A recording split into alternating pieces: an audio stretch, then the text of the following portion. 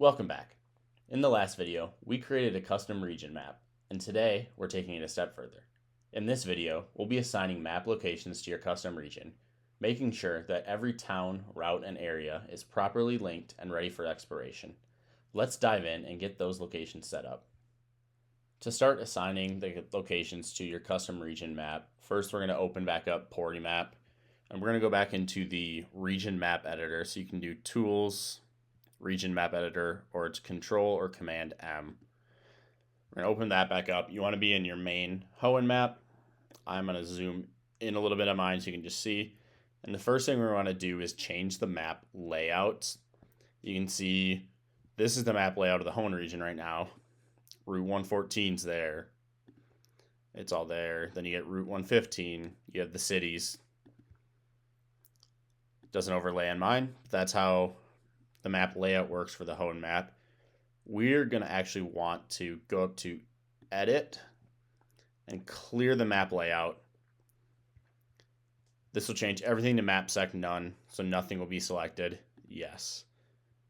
Now we have a blank slate to start to work with. We're going to want to start going tile by tile and adding in the different map sections that correlate to where we have stuff on our region map. So I know this is my starting town. I'm going to go to there, and it's my map sec Little Root Town. So now that part's highlighted, that part's now going to be accessible to go. That'll show a name, and it pops up when you scroll across the cursor and do all of that. I actually have an Excel file of just my whole region map, and then all my locations of what's the original location and what is my new location in my game, just so I know what's going on where, and I know what maps to what. So I know my Route 1 is right here. So I'm going to go all the way down. Route 101 is right here. This one for me is actually Route 103, and my Route 102 is right there. This one is going to be my Petalburg city.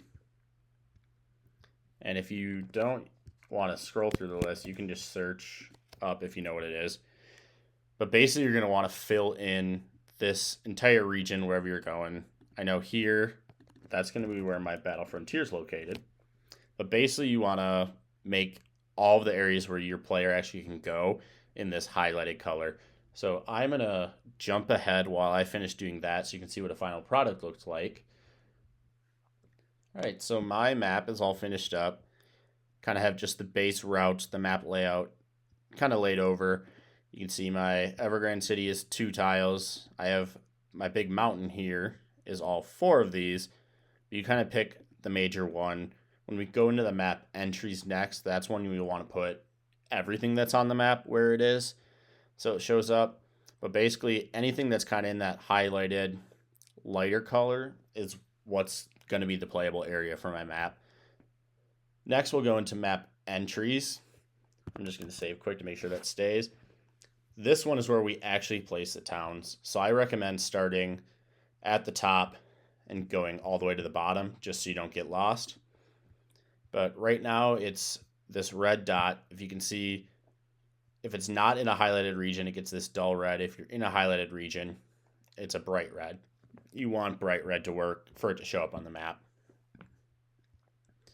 Right now it's at width 1, height 1. You can alter that if you want it wider or taller, kind of however it works. But basically you're going to want to go and place where these actually work. So my Little Root Town is there.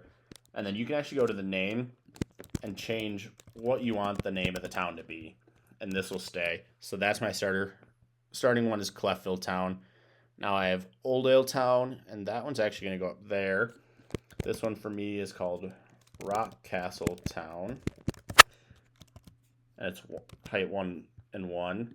But I'm going to look actually into here, and you can kind of see this is what I'm going by. This is the order it'll go. So this is what I will rename everything. Kind of how it'll work. But then I just basically go down there. My Duford Town is way up here. This one's called Morgantown. But you can keep going down. I'm going to jump to, I know I have my Route 104 is a long route, and that actually matches up exactly with what I want here. So that one works. So that's called Morgan Prairie for mine. And then when I go down, I have the Morgan Prairie, and then I know my Petalburg Woods one. Let's see what I changed that to. I changed that to the Morgan Forest. So you can see I'll go down to my Petalburg Woods. And this is the first instance of where we're going to have two things overlapping. So this one for me is called Morgan Woods. So you can kind of overlap, put whatever is where. I'm going to go ahead and finish this, and I'll come back with a finished product to show you guys.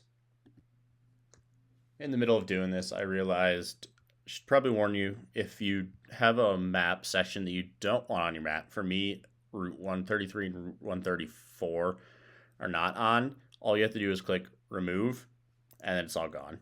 If you want to add it, you just go and click add. All right, so I finished up my map. You can see all the entries are there. I'll go back up to a couple of them. Let's see, there's a lot of fire red leaf green ones in here that you can just ignore. That won't show up, which is really nice. But we can go back up to my Route 116 is there. You can kind of scroll through and see where all the locations are. This will be kind of for the Pokedex there. Oop, good thing I did scroll through this. This one needs to be one section down. So it's always good to kind of double check, and you can always go and reload, rechange it. But now that we have all the changes made, we're going to have to compile our changes. So give one final save before we exit out of here.